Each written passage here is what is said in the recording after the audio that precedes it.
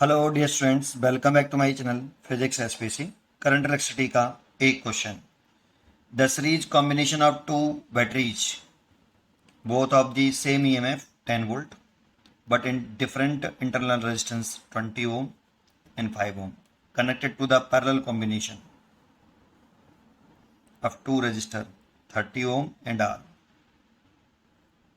The voltage difference across the battery of internal resistance 20 ohm is 0. The value of R is ohm is। तो देखो इसका पहले figure बनाते हैं कि दो बैटरीज हैं, उनको सीरीज कॉम्बिनेशन में कनेक्ट किया है। सीरीज कॉम्बिनेशन में एक बैटरी आपकी ये बना ली और एक बैटरी ये बना ली। इसका ईएमएफ मान लो E1 10 वोल्ट है और इसका E2 10 वोल्ट है, बस बराबर है। इसका इंटरलेशंस R1 20 ओम है और इसका इंटरलेशंस R2 5 ओम है। अब इन दोनों बैटरीज को कनेक्ट कर रहे हैं हम दो रेजिस्टेंस से जो आपस में सीरीज पैरेलल कॉम्बिनेशन में लगे हुए हैं। Connected to parallel combination of two resistor 30 ohm and R ओम।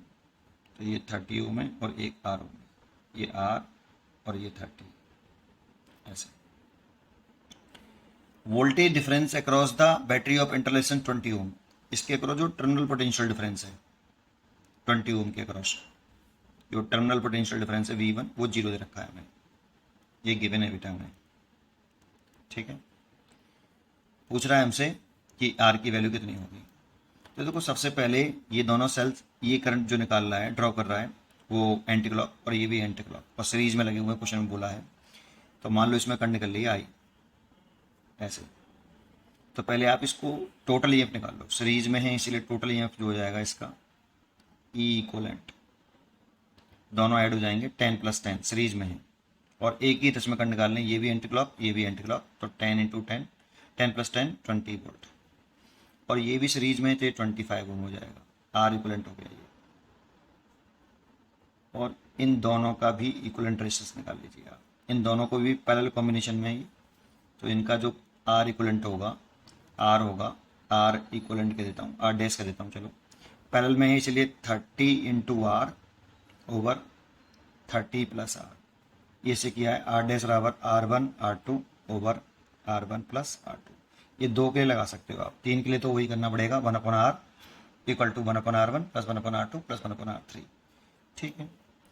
आइए तो यहाँ से आप कर सकते हो, ये R डैश हो गया, ये 30R ओवर 30 + R। अब देखो यहाँ से करंट निकल रही थी आपकी आई, इसमें करंट आई जा रही है आई, ये और ये सीरीज में है तो टोटल करंट निकाल सकते हो आप आई के लिए निकाल सकते हो। Total current is equal to total EMF upon total resistance. ये फॉर्मूला होता है टोटल ईएमएफ, ये टोटल करंट है, अपॉन टोटल रेजिस्टेंस, है ना। तो टोटल ईएमएफ तो 20 वोल्ट हो गया और टोटल रेजिस्टेंस देखें तो ये और ये सीरीज में है तो लिख सकते हैं हम 30R ओवर 30 + R + 25। इतनी करंट आ गई। इसे सॉल्व बाद में करेंगे, इतनी बात समझ में आई। अच्छा, अब हमें 20 ओम के across terminal potential difference given है 0। तो for cell E1 terminal potential difference of cell V बराबर E1 - IR1। ये terminal potential difference of cell का फॉर्मूला होता है V बराबर E - IR। Here V is terminal potential difference और cell discharge हो रहा है इसीलिए माइनस साइन।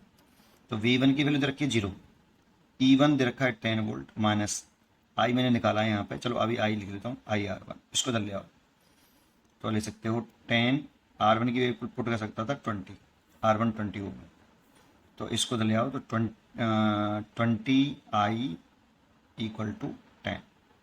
तो 20 × आई की वैल्यू पुट कर दो, 20 ओवर आई की वैल्यू पुट कर रहा है ये वाली 20 over 30 R over 30 + R + 25 equal to 10।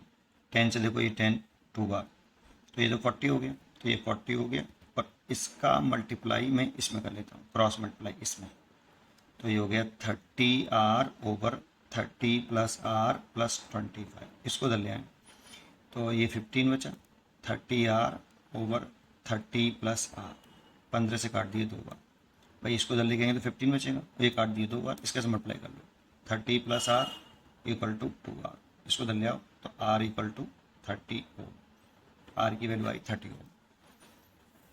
पढ़ते रहिए और खुश रहिए।